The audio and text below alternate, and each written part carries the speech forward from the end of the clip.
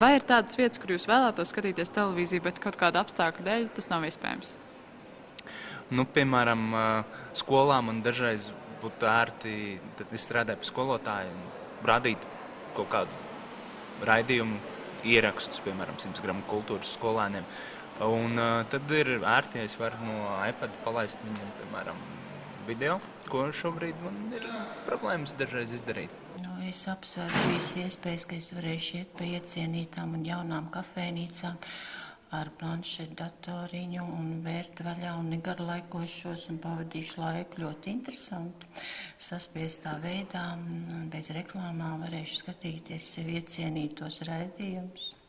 Jā, braucot mašīnā, teiksim, no Rīgas līdz Aucei. Tas ir diezgan ilgs laiks. Sēžot blakus, tad var skatīties, jā, protams. Darbā pusdienas pārtraukumus dažreiz nav ko darīt, un tad varētu it kā, bet, jā, tur nav televizora, tas būtu, laikam, visai dīvaini arī būtu. Varbūt tādās publiskās vietās, varbūt, ka ne, bet tieši mājās, jo tur nav bijis iespējams skatīties, jā. Varbūt dažreiz kaut kur pa ceļam ejot, nezinu, kaut ko ātri palurēt, kaut vai telefonā, jā. Vilciens. Hokeja spēles iekrīt bieži vien tā, kad ir jābrauc vilcienā. Reizēm sabiedriskajā transportā.